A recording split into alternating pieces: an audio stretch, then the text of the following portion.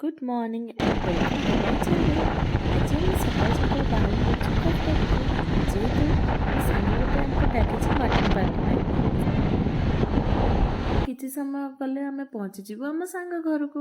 ଆଉ ସକାଳୁ ସକାଳୁ କଟକର ନଜରିଆ ପୁରା ବହୁତ ହି ସୁନ୍ଦର। ଆଉ ଫାଇନାଲି ଆମେ ପହଞ୍ଚି ମଧ୍ୟ ଗଲୁ। ଆଉ ଆମକୁ ରିସିଭ୍ କରିବା ପାଇଁ ଆସିଲେ ଆମର ଅଙ୍କିତା।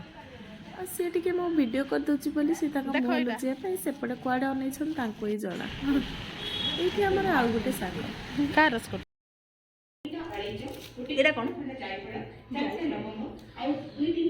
ଯିଏ ଆମକୁ ପାର୍ଟି ପାଇଁ ଡାକିଛି ଇଏ ହେଉଛନ୍ତି ସେ ମହାନ ବ୍ୟକ୍ତି, ସିଏ ହେଉଛନ୍ତି ଜନି। ଆଉ ସିଏ ପୁଣି କୁଆଡ଼େ ରାତି ଯାକ ଭିଡ଼ିଓ ଗୁଡ଼ାକ ଦେଖିଛନ୍ତି ଯେ କେମିତି ମଟନ୍ ବନା ହେଉଛି କହିକି। ମାନେ ସେ ଏତେ ଥର ମଟନ୍ ବନେଇ ସାରିଥିବ କିନ୍ତୁ ଆମ ପାଇଁ ବୋଧେ କିଛି ସ୍ପେଶିଆଲ ବନେଇବା ପାଇଁ ରାତି ସାରା ଭିଡ଼ିଓ ଦେଖିଛି, ମୁଁ ସେଇଆ ଭାବିଲି ଲାଷ୍ଟକୁ।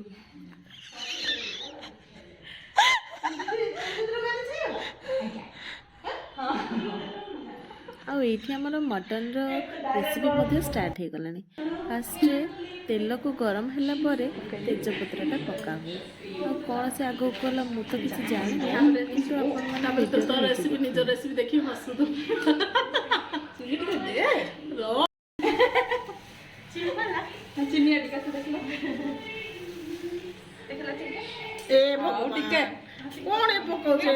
କେତେ ଜଣ ରେସିପି କରୁଛନ୍ତି?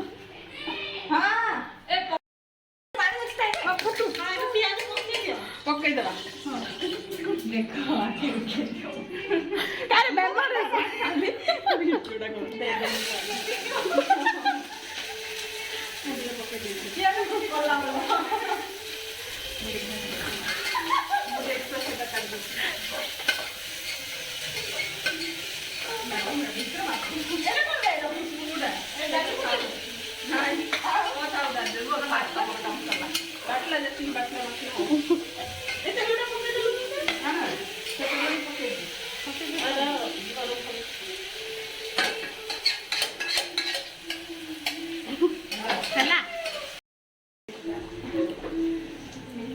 ଏଇଠି ଏତେ ସାରା ମସଲା ଅଛି କିନ୍ତୁ ଆମର ମ୍ୟାଡାମ ଗୋଟେ ନୂଆ ମସଲାଟେ କାଢିଲେ ବୋଲେ ମଟନ ମସଲା ଆରେ ସେଟା ଫାନି କେମିତି ହବ? କଣ କହୁଛୁ? ଏଟା କି କଣ ପାଇଁ କାଢିଲୁ? ଏଠି କଣ କଣ ପଡିଛି? ଏଠି କିଛି ପରିମାଣର କଟକର ନାଳ, ଭୁବନେଶ୍ୱରର ପାଣି, ମସଲା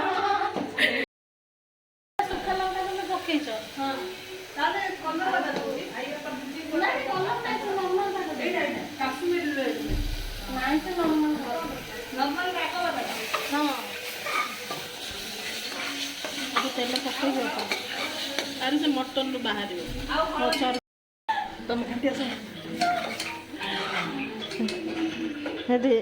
ଇଏ ଘାଣ୍ଟିଲା ପରେ ହଉଛି ବଟ୍ ଆକ୍ଚୁଆଲିରେ ଘାଣ୍ଟୁନି। ମୁଁ ହିଁ ରାନ୍ଧୁଛି, କହିବାକୁ ପଡିବନି ଯେ ରାନ୍ଧେ। ଏଇ କ'ଣ ତ ଘାଣ୍ଟୁଛି?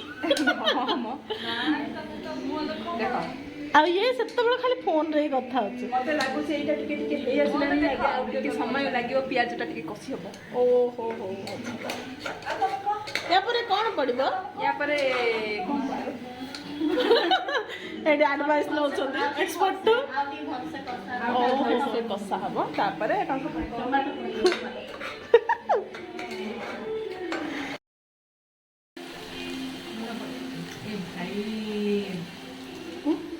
ଗାଡ଼ି ଦେଛୁ ବୋଲି ଚାକୁରି ଦେଇଦେ।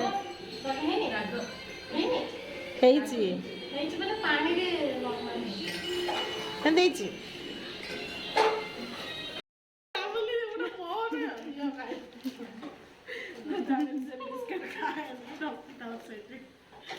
ତ ଏଇ ୱାଫଲର ଷ୍ଟୋରି ହେଉଛି, ମୁଁ ଯେତେବେଳେ ଜନି ପାଖକୁ ପ୍ରିଭିୟସ୍ ଟାଇମ୍ ଯାଇଥିଲି ତ ମୁଁ ସେତେବେଳେ 2ଟା ୱାଫଲ ଆଣିଦେଇଥିଲି। ତ ସେ ଗୋଟେ ଖାଇ ଦେଇଛି ନା କାହାକୁ ଦେଇଛି ତ ମୁଁ ଜାଣିନି, କିନ୍ତୁ ନେକ୍ସଟ ଆସି ରଖିଛି ଯେ ମୁଁ ନେକ୍ସଟ ଟାଇମ୍ ଆସିଲେ ବୋଧେ ମୋତେ ହିଁ ଦେବ ବୋଲି। ତ ଫାଇନାଲି ଆମ ମଟନ୍ ମଧ୍ୟ ହେଇ ଆସିଲାଣି, ଆଉ ଲାଷ୍ଟକୁ ପାଣିଟା ମଧ୍ୟ ପଡ଼ିଗଲା। ଆଉ ଆମ ମଟନ୍ ବନେଇବାର ଷ୍ଟ୍ରଗଲ୍ ଏଇଆ ଯେ ଆମ ମଟନ୍ ଗୋଟେ ପ୍ରେସରରେ ହେଲାନି, ସେଇଥିପାଇଁ ବାଧ୍ୟ ହେଇକି ଆମକୁ 2ଟା ପ୍ରେସର ୟୁଜ୍ କରିବାକୁ ପଡ଼ିଲା। ଆଉ ସେ ପ୍ରେସର 2ଟା ଯାକର କ'ଣ ପ୍ରୋବ୍ଲେମ୍ ହେଇଯାଇଥିଲା କେଜାଣି ସିଟିଟା ବାଜୁନଥିଲା, ସେଇଥିପାଇଁ ଆମେ ସବୁ ୱରିଡ୍ ହେଇକି ଥିଲେ।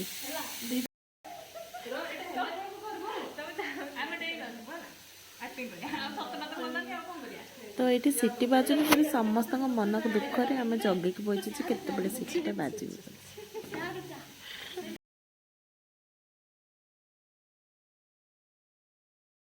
ତ ଫାର୍ଷ୍ଟ ରିଆକ୍ସନ୍ ତ ତାଙ୍କର ବହୁତ ହି ଏକ୍ସଟ୍ରିମ୍ ଥିଲା, ଯେଉଁଟାକି ମୁଁ ମୋ ଭିଡ଼ିଓରେ ନେଇପାରିଲିନି, ତ ଅଫସୋସ ରହିଗଲା। ତ ଫିରସେ ତାଙ୍କୁ କହିଲେ ଯେ ଆଉ ଥରେ ଏମିତି ଖୁସିବ ଯେମିତିକି ମୁଁ ଭିଡ଼ିଓରେ ନେଇପାରିବି। ତ ସେଥିପାଇଁ ସେମାନେ ସେକେଣ୍ଡ ସିଟିକୁ ଜଗିକି ରହିଛନ୍ତି।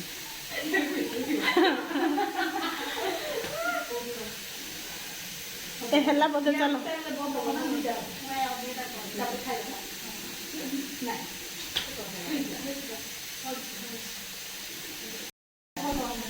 କରିଥିଲି ମୁଁ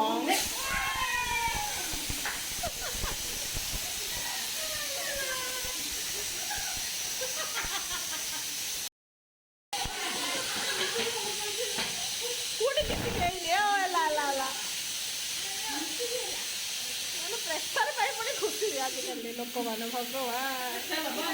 ଫାଇନାଲି ରୋଷେଇ ସରିଲା ବେଳେ ବହୁତ ଲେଟ୍ ହେଇଗଲା, ତ ଆଉ ନୋ ୱେଟ୍ କରିକି ଆମେ ପଳେଇଲୁ ସାଙ୍ଗେ ସାଙ୍ଗେ ବାଡ଼ିକି ଖାଇବା ପାଇଁ।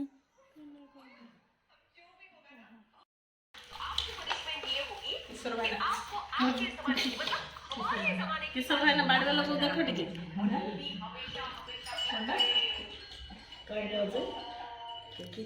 ସୁନ୍ଦର କଥା ମୁହଁ ଟିକେ ଦେଖ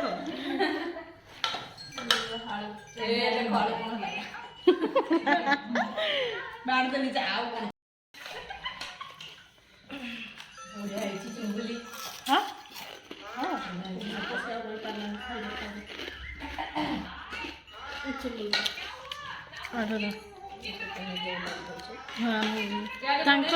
ତାଙ୍କର ସାଲାଡ ଥିଲା। ନାଇଁ ତାର କଡ଼ା ହେଇଗଲା ହଁ ତାଙ୍କେ ଆଣିନାହାନ୍ତି। ସେଇଠି ଥିଲା ସେଇଠି ଥିଲା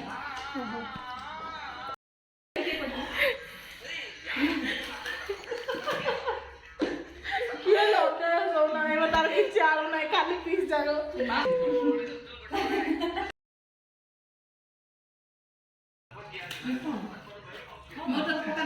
କେମିତି ଦେଖ ମୁଁ ଦେଖା ପକଉଛି ଇଏ ଷ୍ଟାର୍ଟ ହେଇଗଲା ତାର ଖାଇବାଟା ମଟନ ଖିଆଳି କିଶୋର ଭାଇନା ଚାନ୍ଦିନୀ ଖାଇସାରିଲାଣି ଇଏ ଯଦି ଖାଇସାରିଲାଣି ତାର ପରିମାଣ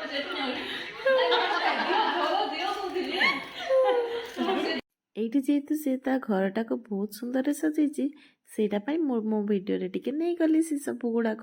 ଆଉ ତା ଗଛ ଗୁଡ଼ାକ ମଧ୍ୟ ବହୁତ ସୁନ୍ଦରରେ ଉଠି ସାରିଛନ୍ତି। ତ ଫାଇନାଲି ଆମର ଏବେ ଫଟୋ ସୁଟ୍ଟା ଷ୍ଟାର୍ଟ ହେଇଯିବ। ଯେହେତୁ ଦିନ ଯାକ ଆସିକି ରୋଷେଇ କରିକି ଖାଇକି ଟାୟାର୍ଡ ହେଇକି ରେଷ୍ଟ ନେଇକି ସବୁ ସରିଲା ପରେ ଏବେ ଆମେ ଆସିଲୁ ଫଟୋ ଯାକ ଉଠେଇବା ପାଇଁ। ଆଉ ଆମର ଯିବା ଟାଇମ୍ ବି ପଳେଇ ଆସିଲାଣି ଯେହେତୁ ନା, ସେଇଥିପାଇଁ।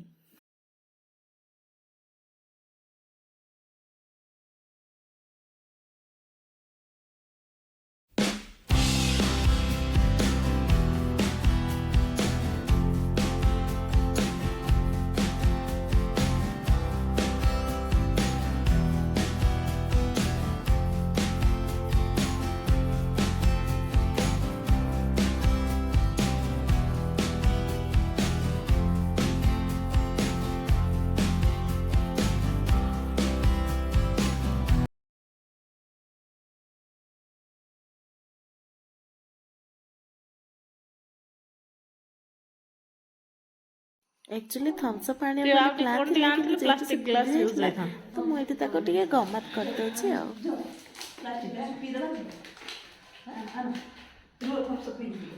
ନା ନା ଯିବୁ ଯିବୁ ଲେଟ୍ ହେଲାନି ପଇସା ଦେଇଦେ ରାସ୍ତାରେ ପିଇବୁ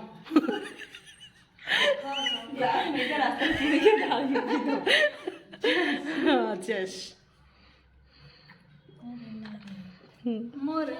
ଇଏ ଆମକୁ ଥମ୍ସଅପ୍ ଦେଲାନି ଆଉ ପାଣିରେ ଚିୟର୍ସ କରୁ ଆଉ गर्ल्स मनकर ऑलवेज फेवरेट टेडी बियर थाए तो एटलास्ट मु मो टेडी बियर को टिके गेल करथिली मोर तो नाही किंतु से रूम रे जेते थिला ताको टिके गेल करथिली भलो भाबरे आ तापर मु सेटु बाहर की पळी आसली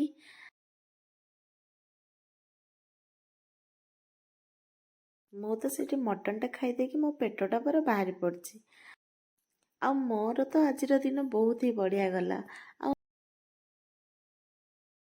ଯେବେ ସଡନ୍ ପ୍ଲାନ୍ କରା ହୁଏ ସେବେ ହିଁ ପ୍ଲାନ୍ ସକ୍ସେସ୍ ହୁଏ। ଆଉ ଆଗରୁ ପ୍ଲାନ୍ କରିଥିଲେ ତ ଆମର ପ୍ଲାନ୍ ସବୁବେଳେ ଫେଲ୍ ହିଁ ହେଇଯାଏ। ଆଉ ଭିଡ଼ିଓଟା ଆପଣମାନଙ୍କୁ କେମିତି ଲାଗିଲା କମେଣ୍ଟରେ ଜଣାଇବେ। ଆଉ ମୁଁ ମୋ ଭିଡ଼ିଓକୁ ଏଇଠି ଏଣ୍ଡ କରୁଛି। ଆଉ ଭିଡ଼ିଓଟି ଭଲ ଲାଗୁଥିଲା